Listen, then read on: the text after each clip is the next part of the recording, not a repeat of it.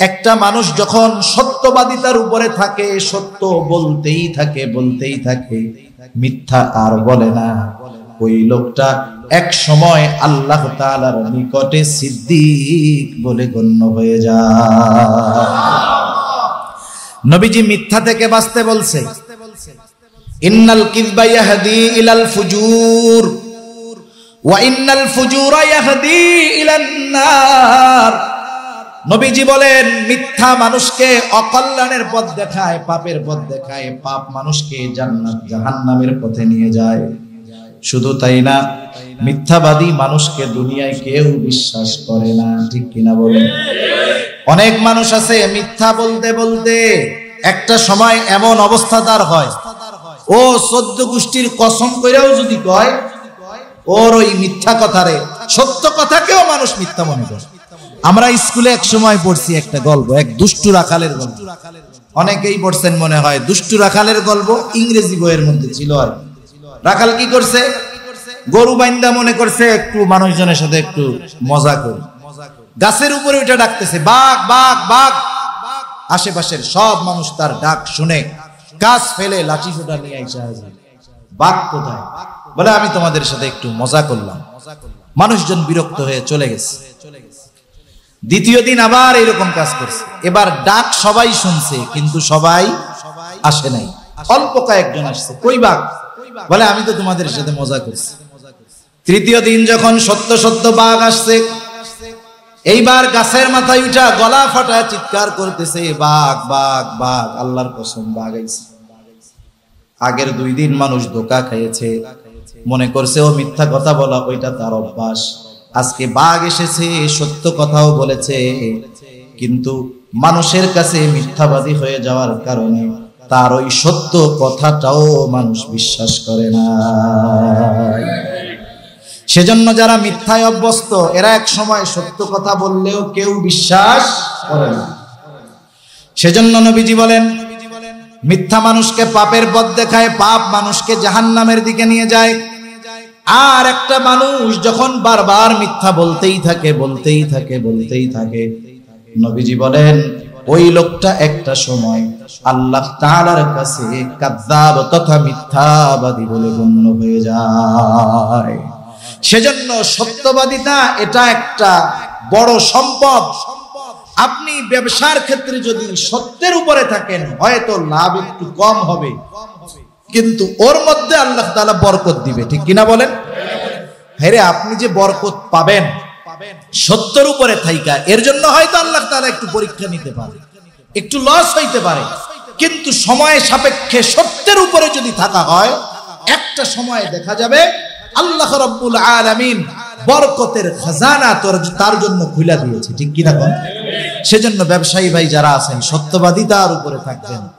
জিরা 3 নাম্বারটা 1 নাম্বার বইলা বিক্রি করবেন না, যেটা যা তাই বলে বিক্রি করেন। আপনি সত্যবাদিতার সাথে চলেন, দেখবেন আমরা পণ্য বিক্রয় করার সময় পণ্যের দোষ ত্রুটি বলার আগে এটার সুনাম বেশি করি। কিন্তু কোন ব্যবসায়ী যদি পণ্য বিক্রয়ের সময় আগে তার পণ্যের দোষটার কথা আগে বলে যে ভাই প্রোডাক্টটা তো সব ঠিক আছে, এটা একটা সমস্যা আছে, এই সমস্যাটা কোনো ব্যাপার না, আপনি যদি আশ্বস্ত হন, নিতে চান, আপনি নিতে পারেন, দেখবেন এই ব্যক্তির প্রতি ওই ক্রেতার আস্থা জন্মাবে, বিশ্বাস জন্মাবে। ও আরো 10 জনকে গিয়া বলবে, বাজারের অমুক দোকানদার জানোস, ইচ্ছা করলে পণ্যের ওই ত্রুটিটা সে ঢাকা রাখতে পারবে, কিন্তু সেটা করে নাই, বরং সে ত্রুটির কথা আমাদেরকে জানায়া দিছে। লোকটা মনে হয় ভালো, তার কাছে গেলে 1 নম্বর জিনিস পাওয়া যাবে। ইমাম আযম আবু হানিফা রাহমাতুল্লাহি আলাইহি ব্যবসায়ী ছিলেন। কি ছিলেন? ব্যবসায়ী ছিলেন। ইমাম আযম আবু হানিফা রাহমাতুল্লাহি আলাইহি বড় কাপড়ের ব্যবসায়ী ছিলেন। কিছু কাপড়ের মধ্যে ত্রুটি ধরা পড়ছে, ওই ত্রুটি সাধারণ ক্রেতা যে সে সেটা বুঝতে পারবে না, ধরতেও পারবে না। আমরা যখন বাজারে এসে এক রকমের 5 কোম্পানির মাল দেখাই, সবগুলোরই 1 নম্বর মনে হয়, কিন্তু যিনি দোকানদার উনি দেখা দইরা বুঝেন যে এটা 1 নম্বর, এটা 5 নম্বর, আর আমরা যদি বাছাই করি 5 নম্বরটারে 1 নম্বর মনে হয়, কারণ সে যোগ্যতা আমাদের নাই। ইমাম আবু হানিফা রাহমাতুল্লাহি আলাইহি ওই কাপড়গুলো আলাদা করে রাখছেন। দোকানের লোককে বলছেন যে শোনো, এই কাপড়গুলার ভিতরে ত্রুটি আছে, যার কাছে বিক্রয় করবা ত্রুটির কথা উল্লেখ কইরা এরপরে বিক্রয় করবা। ইমামে আজম আবু হানিফা রাহমাতুল্লাহি আলাইহি প্রসিদ্ধ একজন ব্যবসায়ী ছিলেন। হাজারো মানুষ তার দোকানে কাপড় কিনতে আসতো, কিন্তু ওই সেলসম্যান যে বিক্রয়ের জন্য যেই লোকটা আছে মনে নাই, তালে তালে ওইগুলা বিক্রি করে ফেলছে, সব টাকা এক জায়গায় জমা করে ফেলছে। ইমাম আবু হানিফা রাহমাতুল্লাহি আলাইহি পরে আইসা খেয়াল করে দেখেন ত্রুটিযুক্ত কাপড়গুলো নাই। কোথায়? বলে হুজুর বিক্রয় হয়ে গেছে। বলে যার কাছে বিক্রয় করেছো তাকে কি কাপড়ের ত্রুটিগুলার কথা বলছো? বলে না, মনে নাই। তাহলে তার কাছে যে বিক্রয় করছো টাকা কই? বলে টাকা তো সব এক জায়গায়, আলাদা করার উপায় নাই। ইমামে আজম আবু হানিফা রাহমাতুল্লাহি আলাইহি ওই দিনের বিক্রয়ের সব টাকা তিনি সাদকা করে দিয়েছেন। কারণ কি? একটা লোকের কাছে ত্রুটিযুক্ত মাল গেছে, তার অজান্তে, ক্রেতার অজান্তে। ইমামে আজম আবু হানিফা রাহমাতুল্লাহি আলাইহি শুধুমাত্র এই কারণে ওই দিনের বিক্রয়ের সব টাকা তিনি সাদকা করে দিয়েছে। রাসূল সাল্লাল্লাহু আলাইহি ওয়াসাল্লামের জীবনী নিয়ে আলোচনা করেছেন। কোন আলোচক এমন কথা বলেন নাই যে আমি আমার আলোচনার মধ্যে রাসূলুল্লাহ সাল্লাল্লাহু আলাইহি ওয়াসাল্লামের সিরাতকে পূর্ণাঙ্গভাবে আপনাদের খেদমতে পেশ করতে পেরেছি, এমনটা আজ পর্যন্ত কোন আলোচক বলেন নাই। কিয়ামত পর্যন্ত বলার মতো লোক আসবেও না। যেহেতু রবিউল আউয়াল মাস, সাধারণত রাসূলুল্লাহ সাল্লাল্লাহু আলাইহি ওয়াসাল্লামের বিষয় নিয়েই আলোচনা হয়। কারণ রাসূল সাল্লাল্লাহু আলাইহি ওয়াসাল্লামের সাথে শুধু আমাদের আবেগ জড়িত বিষয়টা এমন নয়, বরং রাসূলুল্লাহ সাল্লাল্লাহু আলাইহি ওয়াসাল্লামের সাথে আমাদের এ দুনিয়ার সবচাইতে বড় সম্পদ ঈমান সম্পৃক্ত আছে। ঠিক কিনা বলেন? এজন্য রাসূল সাল্লাল্লাহু আলাইহি ওয়াসাল্লামের বিষয়টা আমাদের জন্য খুবই গুরুত্বপূর্ণ এক বিষয়। আল্লাহর রাসূল সাল্লাল্লাহু আলাইহি ওয়াসাল্লাম তো আমাদের জন্য নিয়ামত। আল্লাহর রাসূল সাল্লাল্লাহু আলাইহি ওয়াসাল্লাম আমাদের জন্য আল্লাহ তাআলার পক্ষ থেকে বিশেষ এক অনুগ্রহ। আল্লাহ তাআলা এই কোরআনুল কারীমের মধ্যে সে কথা বলেন যে নবী আমাদের জন্য আল্লাহ তাআলার পক্ষ থেকে অনুগ্রহ। আল্লাহ তাআলা বলেন, লাকাদ মান্নাল্লাহু আলাল মুমিনিনা ইয বাআসা ফীহিম রাসূলাম মিন আনফুসিহিম ইয়াতলু আলাইহিম আয়াতিহি ওয়া ইউযাক্কিহিম ওয়া ইউআল্লিমুকুমুল কিতাবা ওয়াল হিকমা ওয়া ইন কানু মিন ক্বাবলু লাফী যালালিন মুবিন। আল্লাহ রাব্বুল আলামিন বলেন, লাকাদ মান্নাল্লাহু আলাল মুমিনিন, মুমিনদের জন্য আল্লাহ রাব্বুল আলামিনের বিশেষ অনুগ্রহ। মুমিনদের জন্য কি অনুগ্রহ? যে ইয বাআসা ফীহিম রাসূলাম মিন আনফুসিহিম, যে তিনি তাদের মধ্য থেকে তাদের জন্য একজন রাসূল পাঠিয়েছেন, রাসূল প্রেরণ করেছেন। এই আয়াতের মাধ্যমে জানা গেল যে রাসূলুল্লাহ সাল্লাল্লাহু আলাইহি ওয়াসাল্লাম মুমিনদের জন্য অনুগ্রহ। বাস্তবতা হলো এইটা, আল্লাহর রাসূল হলেন মুমিনদের জন্য বিশেষ অনুগ্রহ, আর আমার আপনার নবী হলেন গোটা সৃষ্টিকুলের জন্য অন্যতম এক রহমত। তবে মুমিনদের জন্য নবীজি হলেন স্পেশাল এক মানব। রাসূল সাল্লাল্লাহু আলাইহি ওয়াসাল্লাম মুমিনদের জন্য স্পেশাল ভাবে কিছু বিষয় আছে, কিন্তু গোটা সৃষ্টির জন্য আমার আপনার নবী হলেন রহমত। এজন্য আল্লাহ রাব্বুল আলামিন আমার আপনার নবীজিকে সৃষ্টিকুলের রহমত বলে ঘোষণা করেছেন। পবিত্র কোরআনুল কারীমের যেই সূরা সর্বাধিক পাঠ করা হয়, বলেন তো সেই সূরাটার নাম কি? আরো জোরে বলেন না, নাম কি? সেই সূরার নাম হলো সূরাতুল ফাতিহা। সূরাতুল ফাতিহা প্রত্যেক নামাজের প্রতি রাকাতে লাগে। ইমামের পেছনে যখন পড়ি, ইমামের কেরাত, মুসল্লির কেরাত একা যখন পড়ি, সেটা ফরজ হোক, ওয়াজিব হোক, সুন্নাত হোক, নফল হোক, বলেন তো প্রত্যেক রাকাতে সূরা ফাতিহা লাগে কি লাগে না? লাগে। সূরা ফাতিহার শুরুতেই আল্লাহ রাব্বুল আলামিন বলেন আলহামদুলিল্লাহি রাব্বিল আলামিন। সকল প্রশংসা আল্লাহর জন্য। কে আল্লাহ? আল্লাহ তাআলা নিজেই আবার পরিচয় দেন, তিনি হলেন রব্বুল আলামিন। তিনি হলেন জগৎ সমূহের রব, জগৎ সমূহের প্রতিপালক। আল্লাহ রব্বুল আলামিন, আল্লাহ হলেন জগৎ সমূহের রব, জগৎ সমূহের প্রতিপালক।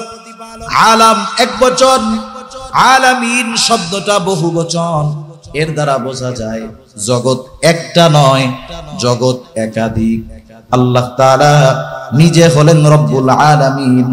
সেই রব আমার আপনার নবীর ব্যাপারে ঘোষণা দিচ্ছে, ওয়ামা আরসালনাকা ইল্লা রাহমাতাল লিল আলামিন।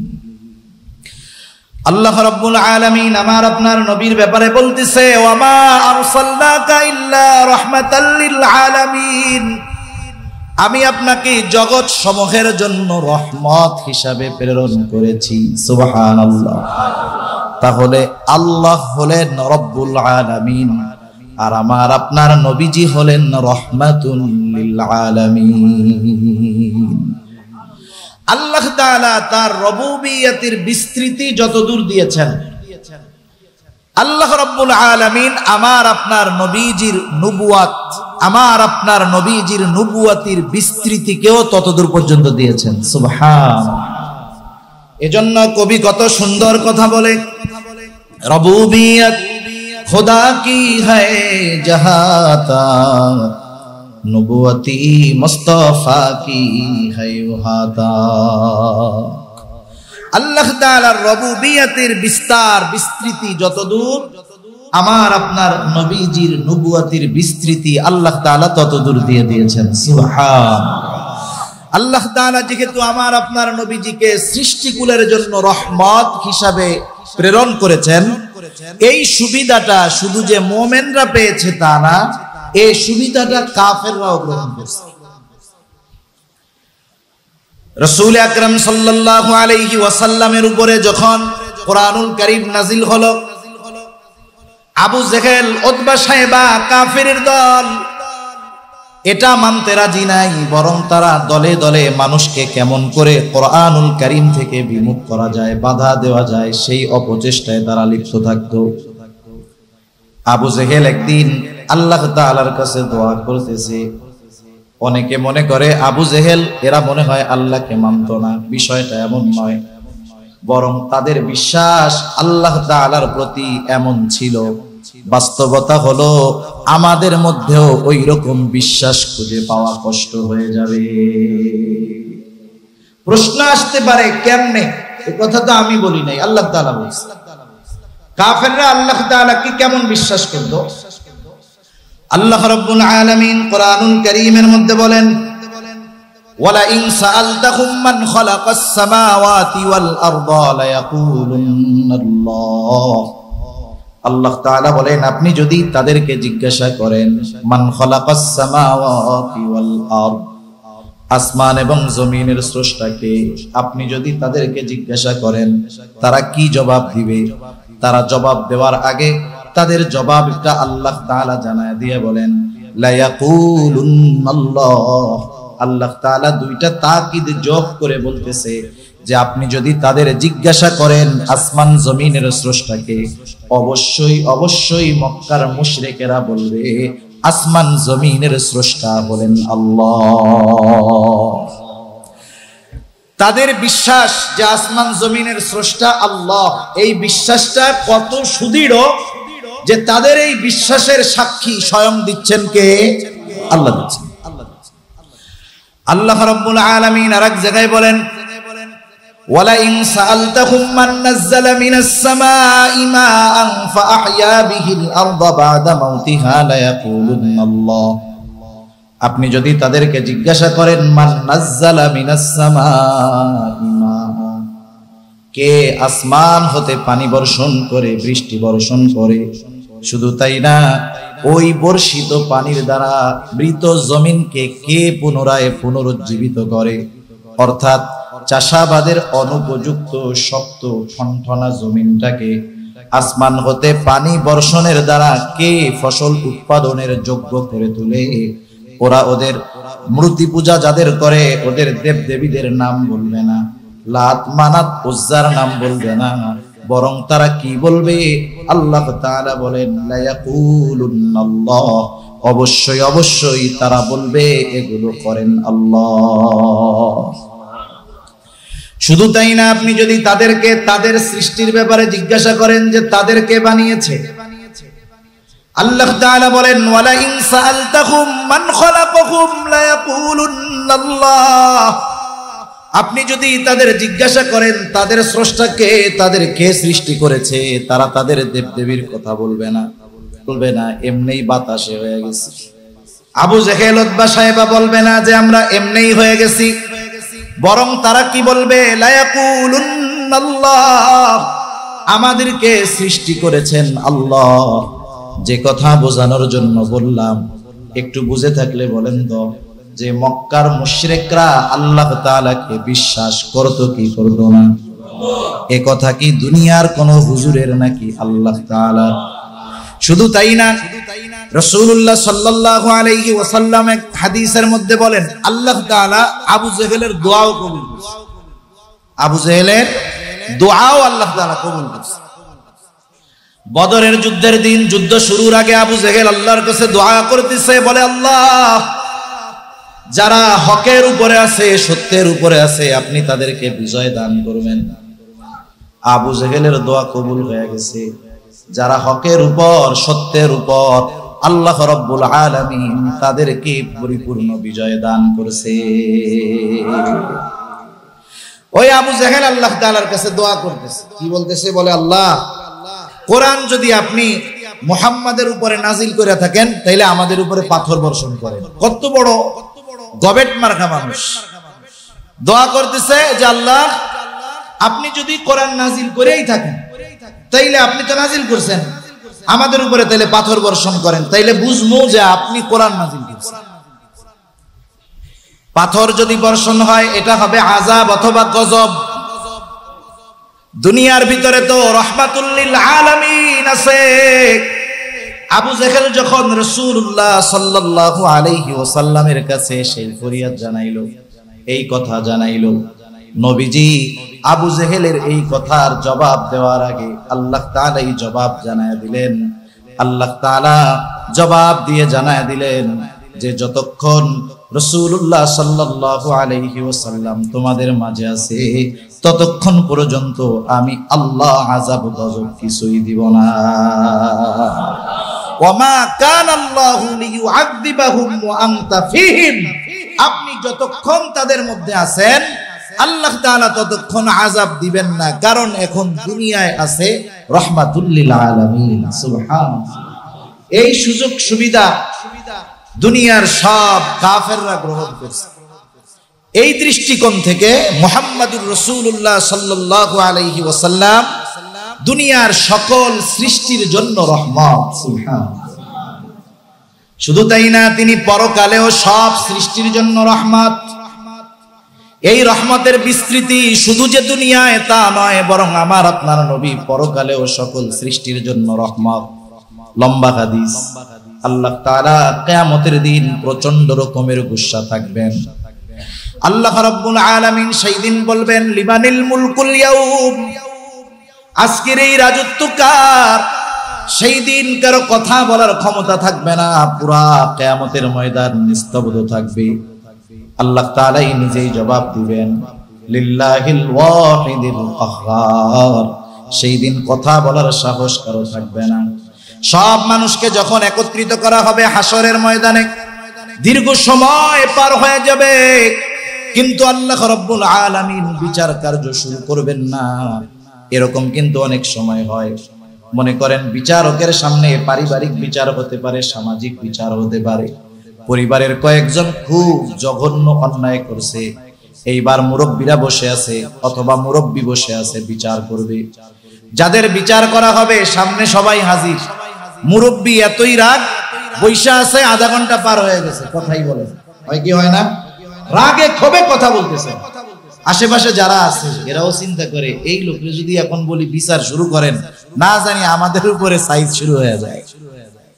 সাহস করে না কেউ, সবাই একবারে নিস্তব্ধ, নিচের দিকে তাকায় বৈশা আছে। যখন উনি কথা বলা শুরু করবে, করুক, আমাদের কারো কিছু বলার দরকার নাই। আল্লাহ রাব্বুল আলামিন বিচার কার্য শুরু করবেন না।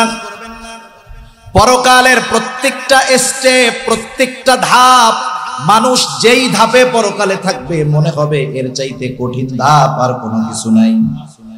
যেমন একটা মানুষকে যখন কবরে রাখা হবে, কবর তো কারো হবে জান্নাতের বাগান, কারো হবে জাহান্নামের গর্ত। যার কবরটা জান্নাতের বাগান হয়ে যাবে সে মনে করবে এটাই মনে হয় জান্নাত। ফেরেশতারা তাকে জানাবে, না না, এটা জান্নাত নয়, জান্নাতের তুলনায় এই জিনিসটা একেবারেই তুচ্ছ। তোমার জন্য অনন্তকালের চূড়ান্ত বাসস্থান জান্নাতে তো তোমাকে দেওয়া হবে হাসরের পরে, বিচার দিবসের পরে। চিন্তা করেন, ওই লোকটা কবরে গিয়া যেই আরাম পাবে সে মনে করবে এটাই মনে হয় জান্নাত। আবার আরেক দল মানুষের কবর হবে জাহান্নামের গর্ত। সে ওই জাহান্নামের গর্ত, কবরের শাস্তি ভোগ করে মনে করবে এটাই মনে হয় জাহান্নাম, কারণ এর চাইতে কঠিন আর কঠোর কোনো শাস্তি হতে পারে না। তখন সে বলবে এটাই তো মনে হয় জাহান্নাম। ফেরেশতারা বলবে, না, এটা জাহান্নাম নয়, বরং এটা জাহান্নামের তুলনায় একেবারে তুচ্ছ একটা শাস্তি। এক কথায় কবরে যখন থাকবে সে মনে করবে এর চাইতে কঠিন আযাব আর কোনো কিছুই হতে পারে না। এইবার যখন হাসরের ময়দানে সকলকে উঠানো হবে, সকলে যখন একত্রিত হবে, সবাইকে জমা করা হবে, বিচার কাজ শুরু হয় নাই, কিছুই হয় নাই, কাউকে জান্নাতেও দেওয়া হয় নাই, জাহান্নামেও দেওয়া হয় নাই, শুধুমাত্র উঠে একত্রিত হয়েছে। ওই মুহূর্তে প্রত্যেকটা মানুষ এতটা চিন্তিত থাকবে, মানুষেরা মনে করবে কবরের মধ্যে তারা মনে হয় জান্নাতি আরামে ছিল। হাসরের ময়দানে উইঠা কবর যাদের আযাব ছিল, কবর যাদের জাহান্নামের গর্ত ছিল, এরা কবরের আযাবের কথা ভুলে যাবে। কি বলবে তারা? আল্লাহ তাআলা যখন সবাইকে একত্রিত করবেন, একদল মানুষ বলবে, ইয়া ওয়াইলানা মান বাআসানা মিন মারকাদিনা, হায় দুর্ভোগ, কে আমাদেরকে আমাদের ঘুম থেকে জাগায় দিল, মান বাআসানা, কে আমাদেরকে জাগ্রত করে তুলল। এইবার মুমিনরা অথবা ফেরেশতারা জবাবে বলবে, হাদা মা ওয়া'আদার রহমান ওয়া সাদাকাল মুরসালুন, এটা হলো দয়াময়ের সেই প্রতিশ্রুত দিবস, যেই দিবসের ওয়াদা তিনি দিয়েছিলেন আর এই দিবসের সত্যায়ন রাসূলগণ দুনিয়াতে করেছিলেন। এটাই হলো সেই দিবস, সেটাই হলো ইয়াউমুল কিয়ামা, এটাই হলো একত্রিতকরণ দিবস, ইয়াউমুল হাসর। এইবার মানুষগুলা হাসরের ময়দানে উঠে কবরের আযাবের কথা ভুলে যাবে। ওই সময়ের মুসিবতটা এমন মনে হবে, মনে করবে কবরে মনে হয় আরামেই ছিলাম, কিন্তু এর পরের ধাপ যে আরো কঠোর তখন বুঝবে না। মানুষের মধ্যে কথাবার্তা হবে, আল্লাহ তাআলা বিচার কার্য কেন শুরু করেন না? হিসাব হোক, জান্নাতে যাই জাহান্নামে যাই সেটা পরের কথা, বিচার কার্য কেন আল্লাহ তাআলা শুরু করেন না? কেউ কি নাই আল্লাহ তাআলার কাছে গিয়ে একটু সুপারিশ করবে? এবার একদল মানুষ মানব কুলের পিতা আদম আলাইহিস সালাতু ওয়াস সালামের কাছে গিয়া বলবে, আপনি তো প্রথম মানুষ, আল্লাহ তাআলা আপনাকে বানিয়েছেন, আপনি সব মানুষের পিতা, আপনি একটু আল্লাহ তাআলার কাছে গিয়া সুপারিশ করেন যেন আল্লাহ তাআলা বিচার কার্য শুরু করে দেয়। আদম আলাইহিস সালাতু ওয়াস সালাম এই ব্যাপারে অক্ষমতা প্রকাশ করবেন, অপারগতা প্রকাশ করবেন। তিনি বলবেন, যাও নূহ আলাইহিস সালামের কাছে যাও। নূহ আলাইহিস সালামের কাছে যাওয়া হবে। নূহ আলাইহিস সালাতু ওয়াস সালাম তিনিও অপারগতা প্রকাশ করবেন। ইব্রাহিম আলাইহিস সালামের কাছে যাওয়া হবে, অপারগতা প্রকাশ করবেন। মুসা আলাইহিস সালামের কাছে যাওয়া হবে, অপারগতা প্রকাশ করবে। ঈসা আলাইহিস সালামের কাছে যাওয়া হবে, তিনি অপারগতা প্রকাশ করবেন, কিন্তু তিনি পথ বাতলায়া দিবেন, বলবেন শোনো, আজকে আল্লাহ তাআলার সামনে কথা বলার ক্ষমতা কেউ রাখে না, সাহস কেউ রাখে না। আজকে যিনি আল্লাহ তাআলার সামনে কথা বলতে পারবেন তিনি হলেন মুহাম্মাদুর রাসূলুল্লাহ সাল্লাল্লাহু আলাইহি ওয়াসাল্লাম। তোমরা তার কাছে, নবীজির কাছে গিয়ে যখন বলা হবে রাসূলুল্লাহ সাল্লাল্লাহু আলাইহি ওয়াসাল্লাম সিজদায় পড়ে যাবেন, লম্বা সিজদা হবে। নবীজি বলেন ওই সিজদায় কতকাল কত সময় অতিবাহিত হবে আমি জানি না।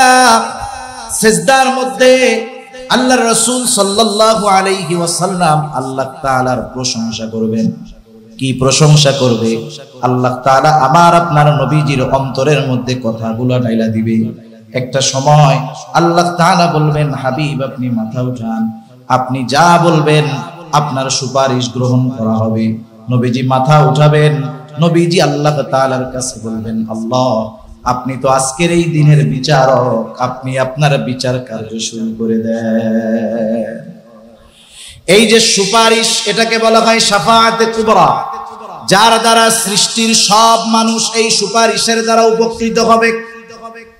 এজন্য আমার আপনার নবী শুধু দুনিয়ার সব সৃষ্টির জন্য রহমত, বিষয়টা এমন নয়, বরং মরার পরেও কিয়ামতের ময়দানেও আমার আপনার নবী পরকালে সকলের জন্য হবেন রহমত। সুবহানাল্লাহ।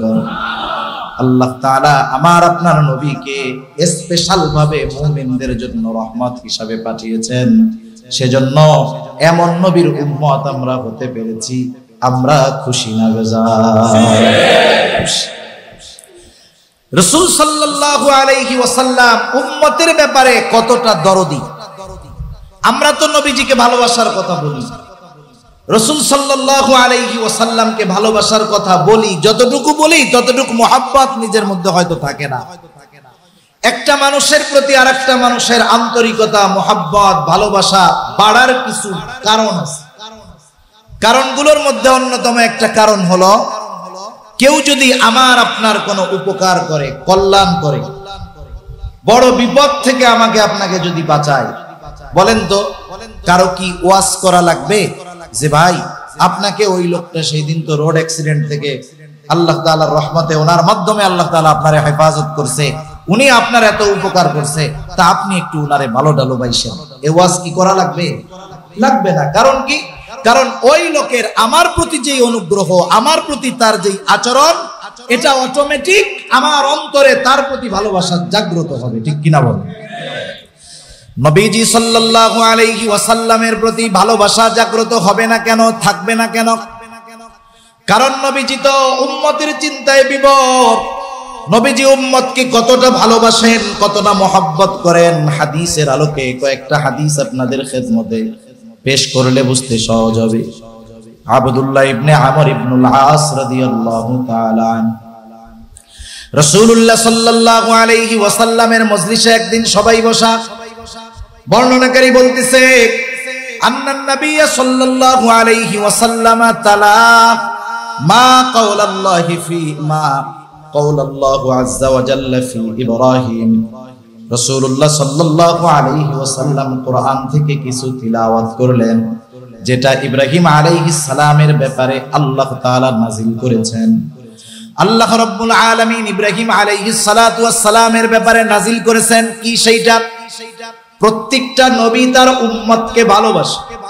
সেই উম্মত মুমিন হোক আর বেঈমান হোক, প্রত্যেকটা নবী তার উম্মতের প্রতি দরদ মহব্বত আছে না নাই? বরং ক্ষেত্র বিশেষ অনেক সময় মুমিনের চাইতে কাফের গুলার উপরে দয়া হয় বেশি, মায়া লাগে বেশি। কারণটা কি?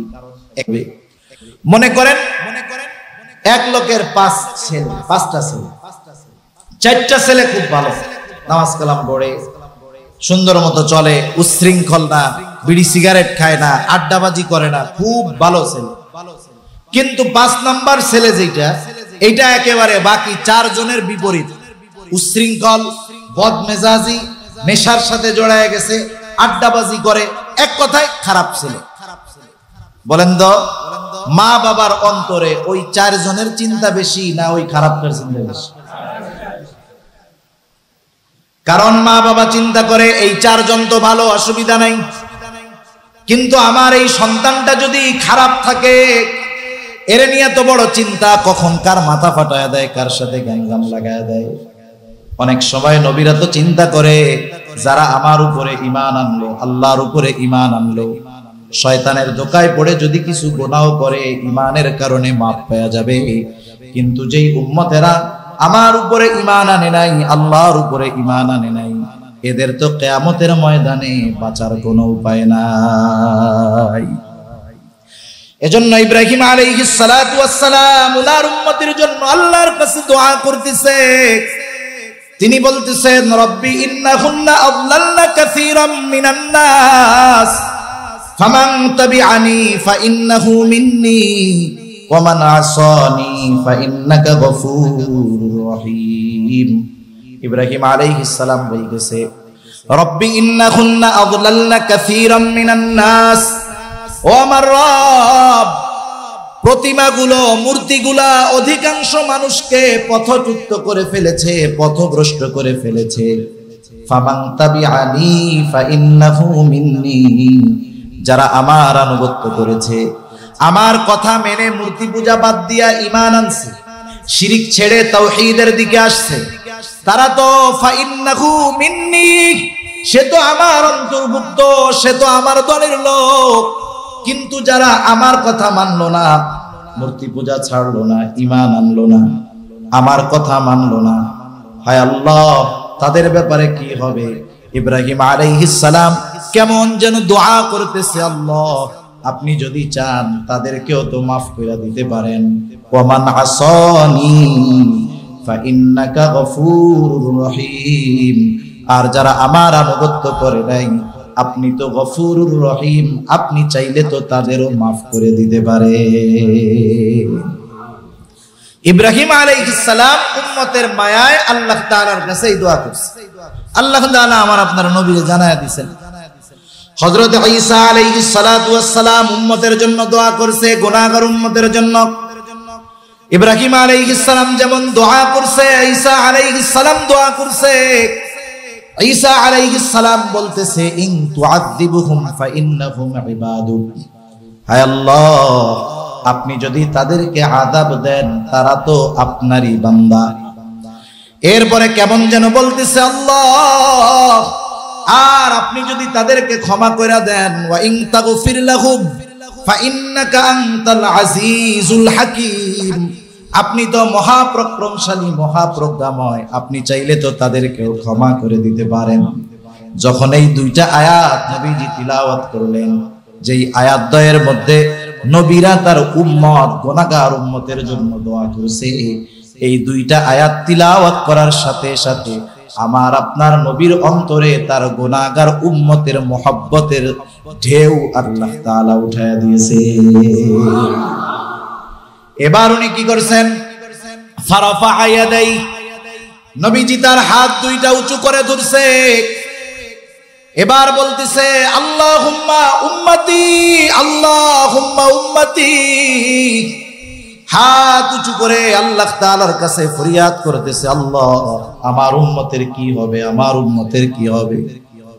ওয়া বাকা বলতেছে, আর চোখ দিয়ে অজর ধারায় পানি পড়তেছে।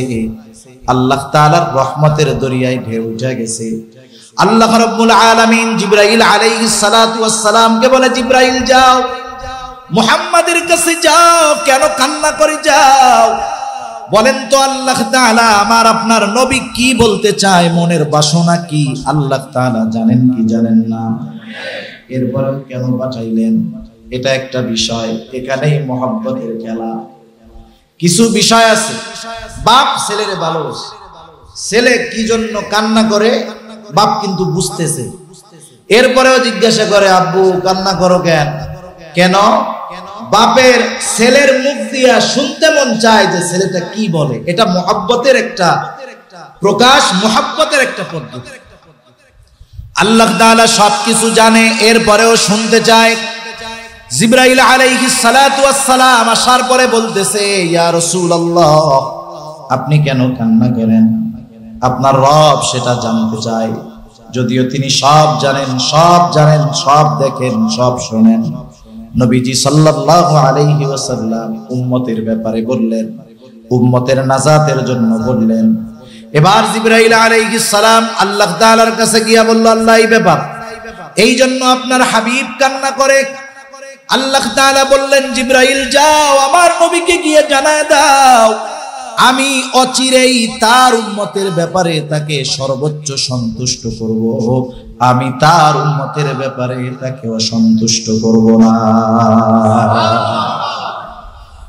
আল্লাহ রাব্বুল আলামিনের নবী, আমার আপনার প্রিয় নবী, দুনিয়ায় থাকা অবস্থায় আরশে আজিমের মালিকের কাছ থেকে উম্মতের ব্যাপারে সুখবর নিয়ে আসছেন। সুবহানাল্লাহ বলেন। ইব্রাহিম আলাইহিস সালাম দোয়া করছে গুনাহগার উম্মতের জন্য, আল্লাহ তাআলার কোনো রিপ্লাই নাই, প্রতি উত্তর নাই। ঈসা আলাইহিস সালাম দোয়া করছে, কোনো প্রতি উত্তর নাই। কিন্তু রাহমাতুল লিল আলামিনের চোখ দিয়ে পানি পড়ছে, উম্মতের জন্য দোয়া করছে। আল্লাহ তাআলা জমিনে থাকা অবস্থায় আমার আপনার নবীর কাছে তার উম্মতের ব্যাপারে আল্লাহ তাআলা সুখবর পাঠিয়ে দিয়েছে। কেমন নবী আমার আপনার নবী, যিনি উম্মতের চিন্তায় বিভোর, কেমন মায়া উম্মতের জন্য। রাসূল আকরাম সাল্লাল্লাহু আলাইহি ওয়াসাল্লাম উম্মতের জন্য সর্বোচ্চ কল্যাণকামী ছিলেন। এই জন্য গুরুত্বপূর্ণ বিষয়গুলোকে উম্মতের কল্যাণের জন্য সংরক্ষণ করতেন। নবীজি সাল্লাল্লাহু আলাইহি ওয়াসাল্লাম বলেন, প্রত্যেকটা নবীকে একটা এমন দোয়া কবুলের প্রতিশ্রুতি দেওয়া হয়েছে, যেই দোয়া আল্লাহ তাআলা সাথে সাথে কবুল করার ওয়াদা করেছেন। প্রত্যেক নবী উম্মতের জন্য সেই দোয়া করছে। নবীজি সাল্লাল্লাহু আলাইহি ওয়াসাল্লাম বলেন, আমি আমার সেই দোয়াটাকে সংরক্ষণ করে রেখেছি, কিয়ামতের দিন আমার গুনাহগার উম্মতের জন্য সুপারিশ হিসাবে ওই দোয়াটাকে আমি কাজে লাগাবো। রাসূলুল্লাহ সাল্লাল্লাহু আলাইহি ওয়াসাল্লাম উম্মতের ব্যাপারে রহম দিল ছিলেন। ওনার উপরে ওনার উম্মত যতটা কঠোরতা অবলম্বন করুক না কেন, নবীজি কখনো প্রতিশোধ পরায়ণ ছিলেন না, প্রতিশোধ নিতেন না।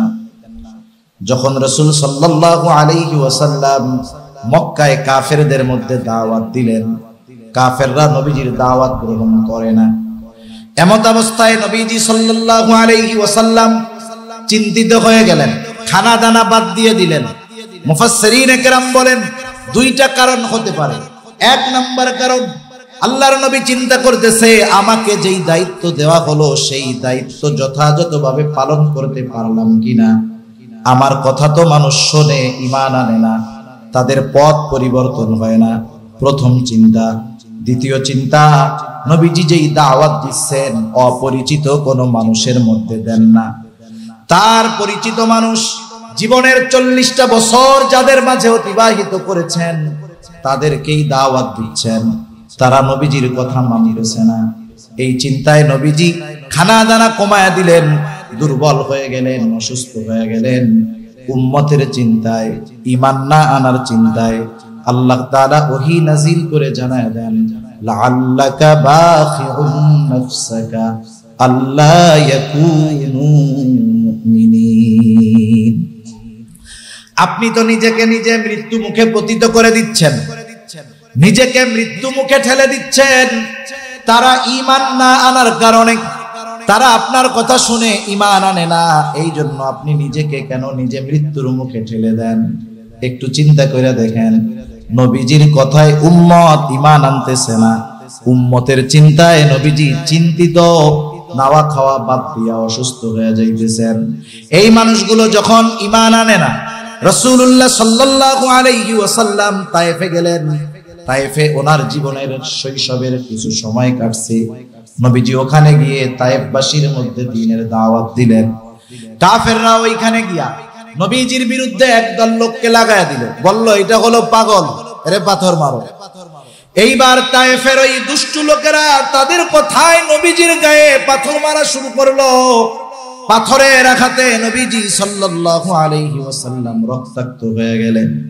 নবীজির গা বেয়ে বেয়ে রক্ত পড়তো। হযরত যায়েদ রাদিয়াল্লাহু তাআলা আনহু নবীজিকে বেষ্টনী দিয়ে ধরতেন, যাতে করে ওই তাদের ছোড়া পাথর নবীজির গায়ে না লাগে।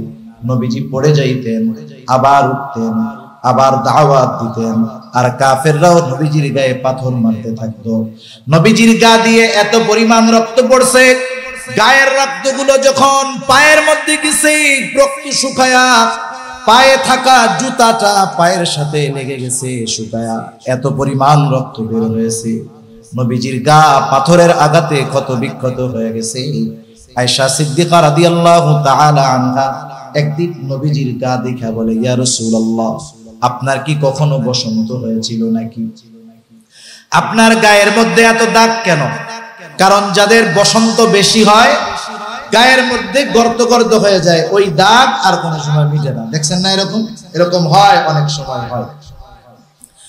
আয়েশা সিদ্দিকা রাদিয়াল্লাহু তাআলা আনহার এই কথার জবাবে নবীজি সাল্লাল্লাহু আলাইহি ওয়াসাল্লাম বললেন, ও আয়েশা, আমার কখনো বসন্ত হয় নাই, আমার কখনো ফক্স হয় নাই, তাইলে কিসের দাগ? নবীজি বলেন, আমি যখন দ্বীনের দাওয়াত নিয়ে তায়েফে গেলাম, তায়েফবাসী না বুঝে আমার উপরে যেই পাথরের আঘাত করেছিল, আমার গায়ের মধ্যে তাদের নিক্ষিপ্ত সেই পাথরের আঘাতের দাগ। নবীজি সাল্লাল্লাহু আলাইহি ওয়াসাল্লাম বিকাল বেলায় প্রচন্ড ক্লান্ত হয়ে গেলেন। এক জায়গায় নবীজি বিশ্রাম নিচ্ছেন, শুয়ে আছেন। জিবরাইল আলাইহিস সালাতু ওয়াস সালাম হাজির। আয়েশা বলতেছে, ইয়া রাসূলুল্লাহ, এই কওম আপনার সাথে কেমন আচরণ করছে? আপনার মালিক, আপনার রব সব কিছু দেখছেন, সব কিছু শুনছেন। আজকে আমি নতুন একজনকে নিয়ে আসছি, যে আগে পরে কখনো আপনার কাছে আসে নাই। এইবার ওই ফেরেশতা এসে নবীজি সাল্লাল্লাহু আলাইহি ওয়াসাল্লামকে সালাম দিলেন, আসসালাতু ওয়াসসালামু আলাইকা ইয়া রাসূলুল্লাহ। সালাম দেওয়ার পরে বলতেছে, ইয়া রাসূলুল্লাহ, এই মানুষেরা আপনার সাথে কেমন আচরণ করছে আল্লাহ তাআলা জানেন। আপনার ইখতিয়ার, আপনার ইচ্ছা, আপনি যদি চান, আমাকে যদি আপনি নির্দেশ দেন, আমি দুটো পাহাড়কে এমন ভাবে মিশিয়ে দিব, দুটো পাহাড় মিশিয়ে আমি তায়েফবাসীকে পুরো পিষে দিব, কোনো অস্তিত্ব তাদের থাকবে না। একটু চিন্তা করে দেখেন তো, বর্তমান সময়ে আমরা কতটা প্রতিশোধ পরায়ণ। আমরা যদি একটু সুযোগ পাই, প্রতিশোধের নেশায় আমরা মেতে উঠি, ঠিক কিনা গো? আমাদেরকে যদি কোনো দেওদানো বাইসা কইতো যে এক কাজ করেন, আপনার একটা ইচ্ছা আমি পূরণ করব, কি ইচ্ছা? এই জীবনে আপনার কার কার উপরে প্রতিশোধ নেওয়ার ইচ্ছা আছে একটা লম্বা তালিকা দেন, একটা লিস্ট দেন, সবার প্রতিশোধ আমি আপনার পক্ষ থেকে নিয়ে দিব। আমার মনে হয় আমাদের প্রত্যেকের প্রতিশোধের তালিকা 15-20 হাত লম্বা হইতো, ঠিক কিনা বলেন? চিন্তা করতাম কোন দিন কে একটু গরম কথা কইছিল, কোন দিন কে আমার একটু গায়ে হাত তুলছিল, এই সব কিছুর তালিকা দিয়ে সাইজ করার জন্য আমরা রেডি থাকতাম। রাসূলুল্লাহ সাল্লাল্লাহু আলাইহি ওয়াসাল্লামের সাথে এমন আচরণের পরেও নবীজি সাল্লাল্লাহু আলাইহি ওয়াসাল্লাম কি করলেন? ফেরেশতা যখন এই কথা বলছে, নবীজি একটু আরাম করতেছিলেন, তিনি ওইটা বইসা গেলেন। কি বললেন নবী? ফেরেশতার এই কথার জবাবে নবীজি বললেন, বাল আরজু আন ইয়াখরুজাল্লাহু মিন আসলাবিহিম মান ইয়াবুদুল্লাহা ওয়াহদাহু ওয়ালা ইউশরিকু বিহি শাইআ। নবীজি বললেন, তুমি তো বলতেছো দুই পাহাড় দিয়ে তাদেরকে পিষে ফেলবো। আমি তো আল্লাহ তাআলার কাছে এই লোকগুলোর ব্যাপারে এই আশা পোষণ করি, আইয়াখরুজাল্লাহু মিন আসলাবিহিম, তাদের থেকে আল্লাহ তাআলা এমন এক প্রজন্ম বাহির করবে যারা এক আল্লাহর ইবাদত করবে, আল্লাহ তাআলার সাথে কোনো কিছুর শিরক করবে না।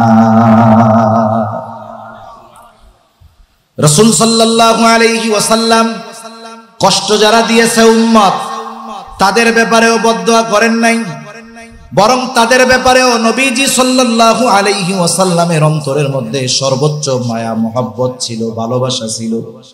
আমরা তো নবীজিকে দেখি নাই, নবীজি যখন দুনিয়ায় আমরা আসি নাই, অনাগত উম্মতের জন্য নবীজি পেরেশান ছিলেন, চিন্তিত ছিলেন। রাসূল সাল্লাল্লাহু আলাইহি ওয়াসাল্লাম একদিন সাহাবাদেরকে নিয়ে হাঁটতেছেন, পথ চলতেছেন, হঠাৎ করে নবীজি সাল্লাল্লাহু আলাইহি ওয়াসাল্লাম বলেন, আমার ভাইদেরকে দেখতে মন চায়। সাহাবায়ে কেরাম বলল, ইয়া রাসূলুল্লাহ, আমরা কি আপনার ভাই নই? নবীজি বললেন, তোমরা আমার সাহাবী, তাইলে আপনার ভাই কারা? নবীজি বললেন, আমার ভাই হলো তারা যারা আমার পরে আমাকে না দেখে আমার উপরে ঈমান আনবে। এরকম উপমা একটার পর একটা দিলে লম্বা সময় চলে যাবে। দুনিয়ার জমিনে রাসূল সাল্লাল্লাহু আলাইহি ওয়াসাল্লাম উম্মতের জন্য যেমন মায়া, পরকালেও নবীজি সাল্লাল্লাহু আলাইহি ওয়াসাল্লাম উম্মতের ব্যাপারে সর্বোচ্চ মায়া, সর্বোচ্চ দয়ার প্রদর্শন করবেন। নবীজি সাল্লাল্লাহু আলাইহি ওয়াসাল্লাম হাসরের দিন একবার চলে যাবেন হাউজে কাউসারের কাছে দেখার জন্য যে কোন উম্মত হাউজে কাউসার থেকে পানি পানে মাহরুম হয়ে গেল কিনা। আরেকবার দৌড়ে চলে যাবেন ফুলসিরাতের কাছে, না জানি কোন উম্মত এটা পার হতে ব্যর্থ হয়ে যায় কিনা। আরেকবার চলে যাবেন মিজানের কাছে, না জানি কোন উম্মত তারা আমলের হিসাব দিতে গিয়া ধরা পড়ে যায় কিনা। রাসূল সাল্লাল্লাহু আলাইহি ওয়াসাল্লাম হাসরের ময়দানে পেরেশান থাকবেন। সব নবীরা জান্নাত অভিমুখে রওনা দিয়ে দিবে, সবাই জান্নাতের দরজায় গিয়ে হাজির। জান্নাতের দরজা খোলা হয় নাই, জান্নাতের দরজা বন্ধ। জিজ্ঞাসা করা হবে খোলা হয় না কেন? বলে, যিনি আসলে খোলা হবে তিনি তো এখনো আসেন নাই। তিনি কে? তিনি হলেন মুহাম্মাদুর রাসূলুল্লাহ সাল্লাল্লাহু আলাইহি ওয়াসাল্লাম। কোথায় উনি? তিনি এখনো হাসরের ময়দানে আছেন। যতক্ষণ না আল্লাহ তাআলার পক্ষ থেকে ওনার প্রত্যেকটা উম্মত যার ন্যূনতম ঈমান আছে, যারা পরিমাণও ঈমান আছে, তার ব্যাপারে যতক্ষণ না জান্নাতের নিশ্চয়তা আল্লাহ তাআলার পক্ষ থেকে পাবেন, ততক্ষণ পর্যন্ত তিনি জান্নাতে প্রবেশ করবে না। আমরা এমন এক নবীর উম্মত, যেই নবী উম্মতের ব্যাপারে সবচাইতে দরদ। আল্লাহ তাআলা কোরআনুল কারীমের মধ্যে সেই দরদ, সেই মুহাব্বতের কথা জানায়া দিচ্ছেন। আল্লাহ তাআলা স্বয়ং সাক্ষ্য দিচ্ছেন যে আমার আপনার নবী তার উম্মতের জন্য কতটা মায়া, কতটা স্নেহশীল, কতটা রহমদিল।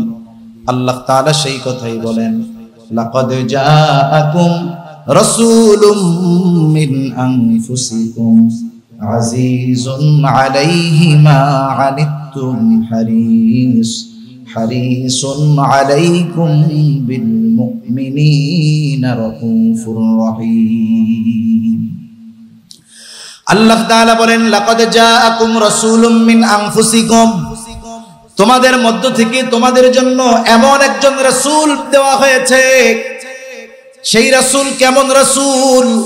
আজিজুন আলাইহি মা আনিতুম, তোমাদের জন্য যেটা কষ্টের, অর্থাৎ তোমরা যেটাতে কষ্ট পাও সেটা তার জন্য কষ্টের কারণ হয়। সুবহানাল্লাহ।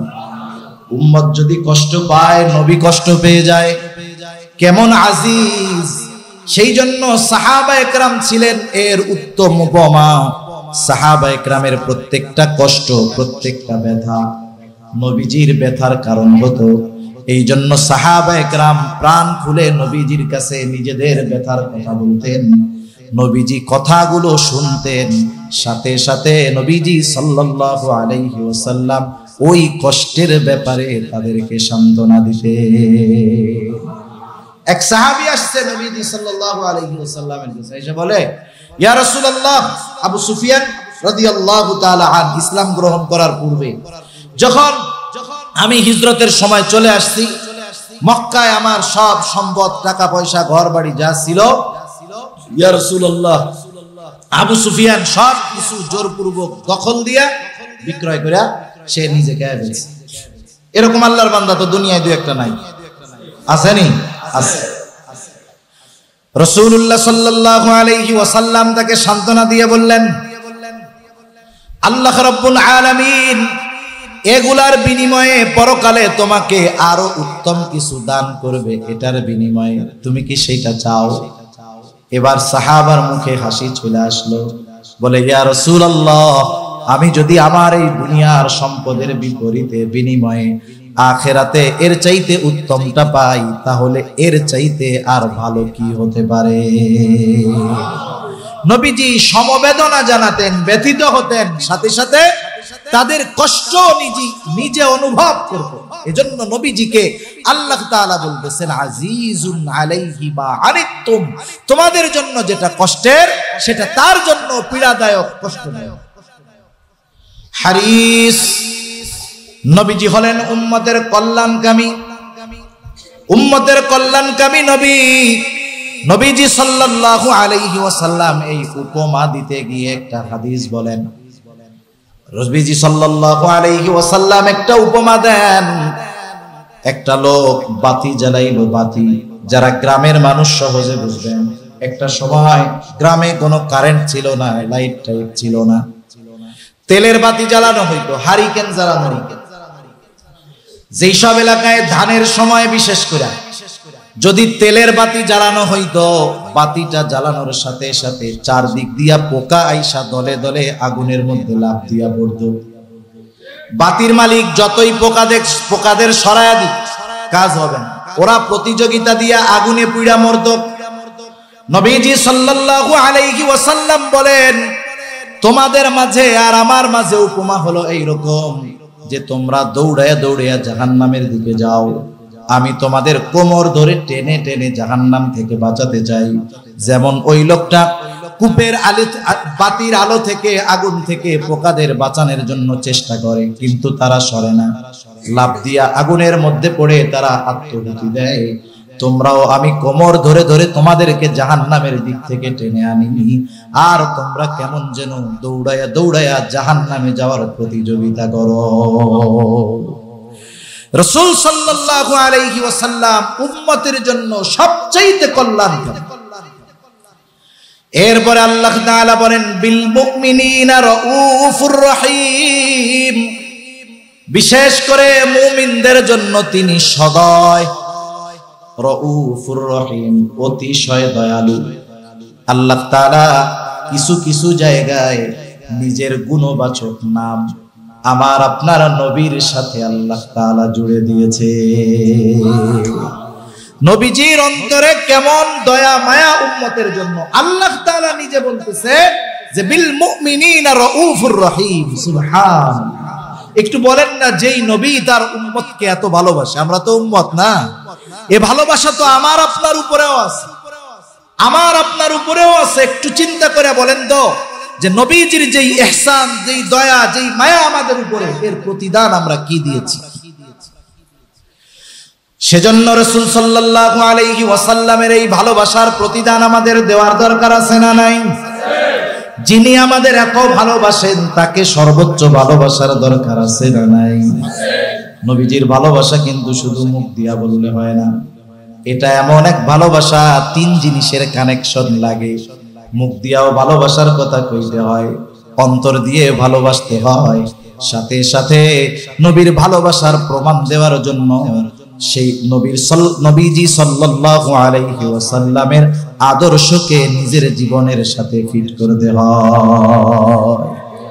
নবীজিকে ভালোবাসা, এটা বড় মহব্বত করা, এটা বড় সৌভাগ্যের ব্যাপার। একদিন এক গ্রাম্য সাহাবী নবীজির কাছে আসছে। নবীজির কাছে আইসা নবীজি সাল্লাল্লাহু আলাইহি ওয়াসাল্লাম একজনের সাথে কথা বলতেছিলেন। সাধারণত কেউ যদি কাউকে কোনো কিছু জিজ্ঞেস করতে চায়, এর একটা আদব হলো যখন কথা বলবে তখন না বলা, কথা শেষ হওয়ার পরে জিজ্ঞাসা করা। কিন্তু গ্রামের মানুষ অনেক সময় এটা বোঝে না, আমরা মনে করি মূর্খতা, আসলে এটা গ্রামের মানুষের সরলতা। গ্রামের অনেক মানুষ, সরল মানুষ, বোঝে না তো। নবীজি একজনের সাথে কথা বলতেছে, ও আয়েশা বলতেছে ইয়া রাসূলুল্লাহ মাতা সাআ, বলতেছে আল্লাহ রাসূল কিয়ামত কখন হবে? নবীজি ওই লোকের সাথে কথা শেষ করার পরে জিজ্ঞাসা করলেন, ওই লোক কোথায় যে জিজ্ঞাসা করেছে কিয়ামত কখন হবে। কথা বলার কিছু বাচন ভঙ্গি আছে, একই কথার উচ্চারণের ভঙ্গিমার কারণে শব্দের আকাশ জমিন তফাৎ হয়ে যায়। যেমন একটা শব্দ একজন আপনাকে বলল ভাই চা খান, আপনি বললেন না চা খাবো না। এর দ্বারা কি বোঝা গেল? যে স্বাভাবিকভাবে আপনি চা খান না। এখন আপনারে যদি বলে কেউ চা খান, বলেন যে আরে মিয়া খাবো না, এর দ্বারা কি বুঝলেন? খাবে না এটা বুঝছেন? আরে মিয়া চা শুধু কাপ না ফেলাক্স দুইটাই খাবো। কথা এক, শব্দ এক, শুধুমাত্র বাচন ভঙ্গির কারণে তফাৎ আকাশ জমিন হয়ে গেছে। লোকটার ভাব এইরকম, সে জানি গাঠি গুঠি রেডি কইরা কিয়ামতের জন্য অপেক্ষা করতেছে। যেমন মাঝে মধ্যে যখন আমরা স্টেশনে বসে থাকি গাড়ির জন্য, বাসের জন্য, ট্রেনের জন্য, 10টা টাইম দিছে, 10:15 বাজে গেছে, এখনো ট্রেন আসে না। যায় স্টেশন মাস্টারের কাছে জিজ্ঞাসা করে, আরে ভাই ট্রেন কখন আসবে? কেন জিজ্ঞাসা করে? সে ওই ট্রেনে ওঠার জন্য প্রস্তুতি নিয়ে বৈশা আছে, অপেক্ষা করতেছে, এই জন্য জিজ্ঞাসা করে ট্রেন কখন আসবে। তা ওই সাহাবীর প্রশ্নের ভাবে, গ্রাম্য সাহাবীর প্রশ্নের ভাবে মনে হচ্ছে ও কিয়ামতের জন্য গাঠি গুঠি নিয়ে বসে আছে। নবীজি সাল্লাল্লাহু আলাইহি ওয়াসাল্লাম তার এই প্রশ্নের বাচন ভঙ্গিটা এরকম ছিল।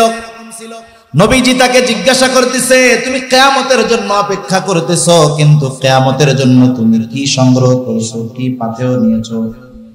লোকটা সহজ সরল জবাব দিল, আমি আল্লাহ এবং তার রাসূলকে ভালোবাসি। সুবহানাল্লাহ। আমাদের কথার মধ্যে কৃত্রিমতা আছে, আর্টিফিশিয়াল আছে, লৌকিকতা আছে। দেখা যাবে অন্তরে যেটা নাই, মুখ দিয়া সুন্দরভাবে বলতেছি, কিন্তু রাসূলুল্লাহ সাল্লাল্লাহু আলাইহি ওয়াসাল্লাম উম্মতের রূহানি ডাক্তার ছিলেন। তিনি এই লোকটার কথার জবাবে বুঝতে পারলেন এই লোকটার মধ্যে কোনো লৌকিকতা নাই, তার জবাবটা একেবারে অন্তর থেকে আসছে। নবীজি তার কথার জবাবে বললেন, শোনো, যে যাকে মহব্বত করে তার সাথেই সে অবস্থান করবে। লোকটা এবার সোজা হাঁটা শুরু করছে, চলে গেছে। হযরত আনাস রাদিয়াল্লাহু তাআলা আনহু তখন ওইখানে উপস্থিত। হযরত আনাস রাদিয়াল্লাহু তাআলা আনহু বলেন, ইসলাম গ্রহণ করবার পর আমরা এতটা খুশি হই নাই যতটা খুশি নবীজির জবান থেকে ওই কথা শোনার পরে হইলাম, যে যে যাকে মহব্বত করে তার সাথে সে অবস্থান করবে। এই কথা শোনার পর আমরা এতটা খুশি হয়েছিলাম যে ইসলাম গ্রহণ করার পরে আমরা কখনো এতটা খুশি হই না। সেজন্য আমরাও নবীজির সাথে থাকতে চাই কি চাই না? কারা চাই একটু হাত উঁচা করুন। নারায়ে তাকবীর, নারায়ে তাকবীর। নবীজির সাথে থাকার সুযোগ আছে, অনেক অনেক ধরনের আমল কইরা নবীজির সাথে থাকা যায়। এই যে আজকে শ্যামবাজার ব্যবসায়ী ভাইদের উদ্যোগে মাহফিল, ব্যবসা এটা রিজিকের অন্যতম এক কর্ম। রিজিকের 10 ভাগের 9 ভাগ ব্যবসার মাধ্যমে আসে। রিজিকের 10 ভাগের 9 ভাগই আসে এই ব্যবসার মাধ্যমে। ব্যবসায়ী ভাইদের এই আয়োজন, ব্যবসা এটা অনেক পুত পবিত্র এক জিনিস। এজন্য রাসূলুল্লাহ সাল্লাল্লাহু আলাইহি ওয়াসাল্লাম ব্যবসায়ীদেরকে আমানতদার হইতে বলেছে, মানে ভেজাল কুজাল করা যাবে না। 3 নাম্বারটা 1 নাম্বার বলে বেচা যাবে না, কম দামের এটা বেশি দামে বেচা যাবে না। অনেক সম্পদ আছে, কৃত্রিম ভাবে বাজারে সংকট সৃষ্টি করা যাবে না। কৃত্রিম ভাবে বাজারে সংকট সৃষ্টি কইরা 20 টাকার পেঁয়াজ 200 টাকা বানানো যাবে না। কৃত্রিম ভাবে চাউল ধান স্টক করে সাধারণ মানুষের পেটে লাথি মারা যাবে না। বুঝতে হবে ব্যবসা এটা আমানত, নবীজির সাথে থাকার অন্যতম মাধ্যম। এই ব্যবসা কইরা দুনিয়াও কামাই হবে, নবীজির সাথেও থাকা যাবে। সুবহানাল্লাহ। সেজন্য রাসূলুল্লাহ সাল্লাল্লাহু আলাইহি ওয়াসাল্লাম বলেন, আত-তাজিরুস সাদুকুল আমিন মা'আন নাবিয়্যিন সিদ্দীকিনা ওয়াশ-শুহাদা'i ওয়াস-সালিহিন। নবীজি সাল্লাল্লাহু আলাইহি ওয়াসাল্লাম বলেন, সত্যবাদী আমানত এই জামানায়ও সিদ্দিক হওয়া যায়। কেমনে? নবীজি এরপরে বলতেছেন, একটা মানুষ যখন সত্যবাদিতার উপরে থাকে, সত্য বলতেই থাকে, মিথ্যা আর বলে না, ওই লোকটা এক সময় আল্লাহ তাআলার নিকটে সিদ্দিক বলে গণ্য হয়ে যায়। নবীজি মিথ্যা থেকে বাঁচতে বলছে, ইন্নাল কিযবা ইয়াহদি ইলাল ফুজুর ওয়া ইন্নাল ফুজুরা ইয়াহদি ইলান নার। নবীজি বলেন, মিথ্যা মানুষকে অকল্যাণের পথ দেখায়, পাপের পথ দেখায়, পাপ মানুষকে জান্নাত জাহান্নামের পথে নিয়ে যায়। শুধু তাই না, মিথ্যাবাদী মানুষকে দুনিয়ায় কেউ বিশ্বাস করে না, ঠিক কিনা বলেন? অনেক মানুষ আছে মিথ্যা বলতে বলতে একটা সময় এমন অবস্থা তার হয়, ও 14 গোষ্ঠীর কসম কইরাও যদি কয়, ওর ওই মিথ্যা কথারে সত্য কথাকেও মানুষ মিথ্যা মনে করে। আমরা স্কুলে এক সময় পড়ছি একটা গল্প, এক দুষ্টু রাখালের গল্প। অনেকেই পড়ছেন মনে হয়। দুষ্টু রাখালের গল্প ইংরেজি বইয়ের মধ্যে ছিল। আর রাখাল কি করছে, গরু বাইন্দা মনে করছে একটু মানুষজনের সাথে একটু মজা করে গাছের উপরে উঠে ডাকতেছে, বাঘ বাঘ বাঘ। আশেপাশের সব মানুষ তার ডাক শুনে গাছ ফেলে লাঠি সোটা নিয়ে এসে হাজির। বাঘ কোথায়? বলে, আমি তোমাদের সাথে একটু মজা করলাম। মানুষজন বিরক্ত হয়ে চলে গেছে। দ্বিতীয় দিন আবার এরকম কাজ করছে। এবার ডাক সবাই শুনছে, কিন্তু সবাই আসে নাই। অল্প কয়েকজন আসছে। কই বাঘ? বলে, আমি তো তোমাদের সাথে মজা করছি। তৃতীয় দিন যখন সত্য সত্য বাঘ আসছে, এইবার গাছের মাথায় উঠা গলা ফাটা চিৎকার করতেছে, বাঘ বাঘ বাঘ। আল্লাহর কসম, বাঘ আইছে। আগের 2 দিন মানুষ ধোঁকা খেয়েছে, মনে করছে ও মিথ্যা কথা বলা, ওইটা তার অভ্যাস। আজকে বাঘ এসেছে, সত্য কথাও বলেছে, কিন্তু মানুষের কাছে মিথ্যাবাদী হয়ে যাওয়ার কারণে তার ওই সত্য কথাটাও মানুষ বিশ্বাস করে না। সেজন্য যারা মিথ্যায় অভ্যস্ত, এরা এক সময় সত্য কথা বললেও কেউ বিশ্বাস করে না। সেজন্য নবীজি বলেন, মিথ্যা মানুষকে পাপের পথ দেখায়, পাপ মানুষকে জাহান্নামের দিকে নিয়ে যায়। আর একটা মানুষ যখন বারবার মিথ্যা বলতেই থাকে, বলতেই থাকে, বলতেই থাকে, নবীজি বলেন ওই লোকটা একটা সময় আল্লাহ তাআলার কাছে কাযযাব তথা মিথ্যাবাদী বলে গণ্য হয়ে যায়। সেজন্য সত্যবাদিতা এটা একটা বড় সম্পদ। আপনি ব্যবসার ক্ষেত্রে যদি সত্যের উপরে থাকেন, হয়তো লাভ একটু কম হবে, কিন্তু ওর মধ্যে আল্লাহ তাআলা বরকত দিবে, ঠিক কিনা বলেন? হ্যাঁ, আপনি যে বরকত পাবেন সত্যের উপরে থাইকা, এর জন্য হয়তো আল্লাহ তাআলা একটু পরীক্ষা নিতে পারে, একটু লস হইতে পারে, কিন্তু সময় সাপেক্ষে সত্যের উপরে যদি থাকা হয়, একটা সময় দেখা যাবে আল্লাহ রাব্বুল আলামিন বরকতের খাজানা তার জন্য খুলে দিয়েছে, ঠিক কিনা বলেন?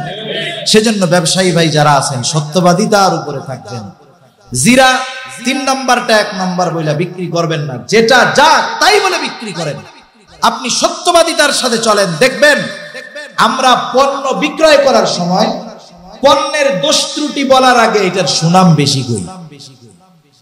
কিন্তু কোন ব্যবসায়ী যদি পণ্য বিক্রয়ের সময় আগে তার পণ্যের দোষটার কথা আগে বলে যে ভাই প্রোডাক্টটা তো সব ঠিক আছে, এটা একটা সমস্যা আছে, এই সমস্যাটা কোনো ব্যাপার না, আপনি যদি আশ্বস্ত হন, নিতে চান, আপনি নিতে পারেন, দেখবেন এই ব্যক্তির প্রতি ওই ক্রেতার আস্থা জন্মাবে, বিশ্বাস জন্মাবে। ও আরো 10 জনকে গিয়া বলবে, বাজারের অমুক দোকানদার জানোস, ইচ্ছা করলে পণ্যের ওই ত্রুটিটা সে ঢাকা রাখতে পারবে, কিন্তু সে তা করে নাই, বরং সে ত্রুটির কথা আমাদেরকে জানায়া দিছে। লোকটা মনে হয় ভালো, তার কাছে গেলে 1 নম্বর জিনিস পাওয়া যাবে। ইমাম আযম আবু হানিফা রাহমাতুল্লাহি আলাইহি ব্যবসায়ী ছিলেন। কি ছিলেন? ব্যবসায়ী ছিলেন। ইমাম আযম আবু হানিফা রাহমাতুল্লাহি আলাইহি বড় কাপড়ের ব্যবসায়ী ছিলেন। কিছু কাপড়ের মধ্যে ত্রুটি ধরা পড়ছে, ওই ত্রুটি সাধারণ ক্রেতা যে সে সেটা বুঝতে পারবে না, ধরতেও পারবে না। আমরা যখন বাজারে এসে এক রকমের 5 কোম্পানির মাল দেখাই, সবগুলোরই 1 নম্বর মনে হয়, কিন্তু যিনি দোকানদার উনি দেইখা দইরা বুঝেন যে এটা 1 নম্বর, এটা 5 নম্বর। আর আমরা যদি বাছাই করি 5 নম্বরটারে 1 নম্বর মনে হয়, কারণ সে যোগ্যতা আমাদের নাই। ইমাম আবু হানিফা রাহমাতুল্লাহি আলাইহি ওই কাপড় গুড়ালে আলাদা করে রাখছেন। দোকানের লোককে বলছেন যে শোনো, এই কাপড়গুলার ভিতরে ত্রুটি আছে, যার কাছে বিক্রয় করবা ত্রুটির কথা উল্লেখ কইরা এরপরে বিক্রয় করবা। ইমামে আজম আবু হানিফা রাহমাতুল্লাহি আলাইহি প্রসিদ্ধ একজন ব্যবসায়ী ছিলেন। হাজারো মানুষ তার দোকানে কাপড় কিনতে আসতো, কিন্তু ওই সেলসম্যান যে বিক্রয়ের জন্য যেই লোকটা আছে মনে নাই, তালে তালে ওইগুলা বিক্রি করে ফেলছে, সব টাকা এক জায়গায় জমা করে ফেলছে। ইমাম আবু হানিফা রাহমাতুল্লাহি আলাইহি পরে আইসা খেয়াল করে দেখেন ত্রুটিযুক্ত কাপড়গুলো নাই। কোথায়? বলে হুজুর বিক্রয় হয়ে গেছে। বলে যার কাছে বিক্রয় করেছো তাকে কি কাপড়ের ত্রুটিগুলার কথা বলছো? বলে না, মনে নাই। তাহলে তার কাছে যে বিক্রয় করছো টাকা কই? বলে টাকা তো সব এক জায়গায়, আলাদা করার উপায় নাই। ইমামে আজম আবু হানিফা রাহমাতুল্লাহি আলাইহি ওই দিনের বিক্রয়ের সব টাকা তিনি সাদকা করে দিয়েছেন। কারণ কি? একটা লোকের কাছে ত্রুটিযুক্ত মাল গেছে, তার অজান্তে, ক্রেতার অজান্তে। ইমামে আজম আবু হানিফা রাহমাতুল্লাহি আলাইহি শুধুমাত্র এই কারণে ওই দিনের বিক্রয়ের সব টাকা তিনি সাদকা করে দিয়েছে। একটু চিন্তা করে দেখেন যে আমাদের দেশের পরিস্থিতি কি। আলহামদুলিল্লাহ আপনারা তো ভালো মানুষ, কিন্তু গোটা দেশের সব জায়গায় সিন্ডিকেট আর সিন্ডিকেট, ঠিক কিনা কোন? কিয়ামতের দিন কি হবে? রাসূলুল্লাহ সাল্লাল্লাহু আলাইহি ওয়াসাল্লাম যারা কৃত্রিমভাবে সংকট সৃষ্টি করে, কিয়ামতের দিন তাদের কঠিন শাস্তির ঘোষণা আল্লাহ রাসূল সাল্লাল্লাহু আলাইহি ওয়াসাল্লামের পক্ষ থেকে আসছে। সেজন্য ব্যবসার ক্ষেত্রে সত্যবাদিতা এটা বড় এক সম্পদ। 2 নাম্বার নবীজি বলেন আমানতদারিতা, সাদুকাল আমিন। আমানতদারিতা, আমানত এটা হলো মুমিনের ভূষণ। আমানতদারিতা এটা শুধু যে আমলের সাথে সম্পৃক্ত বিষয়, বিষয়টা কিন্তু এমন না। নবীজি সাল্লাল্লাহু আলাইহি ওয়াসাল্লাম আমানতদারিতার ব্যাপারে বলতেছেন লা ঈমানা লিমান লা আমানাতা লা। নবীজি বলেন যার মধ্যে আমানতদারিতা নাই তার ঈমান নাই। সেজন্য আমানতদারিতার সাথে ব্যবসা করব। ওজনের ক্ষেত্রে আমরা কোনো সময় কারচুপি করব না। মানুষের কাছ থেকে বেশি নিয়ে মানুষকে কম দিব না, সেটা ওজনে হোক পরিমাপে হোক, সব সময় একটু বেশি দিয়া দিব পারলে। কারণ ওজনে কম দেওয়া এটা বড় জঘন্য কাজ। আল্লাহ তাআলা বলেন ওয়াইলুল লিল মুতাফফিফিন। আল্লাহ তাআলা বলতেছে ধ্বংস তাদের জন্য যারা ন্যায় বেশি ওজনে দেয় কম। আমাদের দেশের প্রত্যেকটা পরিমাপের জিনিসের মধ্যে এই সমস্যাগুলো আছে। 1 কেজির যেগুলো আছে অধিকাংশ ওজন দিলে বেশ কয়েক গ্রাম কম পাওয়া যায়। এই যে কাজগুলো হচ্ছে পরিমাপের বিষয়ের মধ্যে, মাপের যে জিনিসগুলো, এগুলোর মধ্যে কোনোটার মধ্যে আমরা কম দিব না, তাহলে আল্লাহ তাআলার পক্ষ থেকে ধ্বংসের ঘোষণা। এখন আসেন এই 2 জিনিস ঠিক রেখে যদি আমার ব্যবসায়ী ভাইরা ব্যবসা করতে পারে, নবীজি বলেন আত-তাজিরুস সাদুকুল আমিন মান নাবিয়িন। ইমানদার যদি হয়, এই 2 জিনিস ঠিক রাখা যদি ব্যবসা করে, নেক আমল যদি মোটামুটিও থাকে, নবীজি বলেন মান নাবিয়িন, এই ব্যবসায়ীরা নবীদের সাথে অবস্থান করবে, সিদ্দিকীনদের সাথে অবস্থান করবে, শহীদদের সাথে অবস্থান করবে, নেক বান্দাদের সাথে, সৎ কর্মশীল ব্যক্তিদের সাথে তাদের অবস্থান হয়ে যাবে। সাহাবায়ে কেরাম জীবনের সবচাইতে বড় পাওনা, জীবনের সবচাইতে বড় পাওয়া মনে করতেন নবীজের সাথে জান্নাতে থাকতে পারা। এই সুযোগ আমার ব্যবসায়ী ভাইদেরও আছে। এজন্য নবীজির সাথে থাকার আশায় সত্যবাদিতা ও আমানতদারিতার সাথে ব্যবসা করতে তৈরি আছি। আল্লাহ সকলকে কবুল করুক, জোরে বলি আমিন।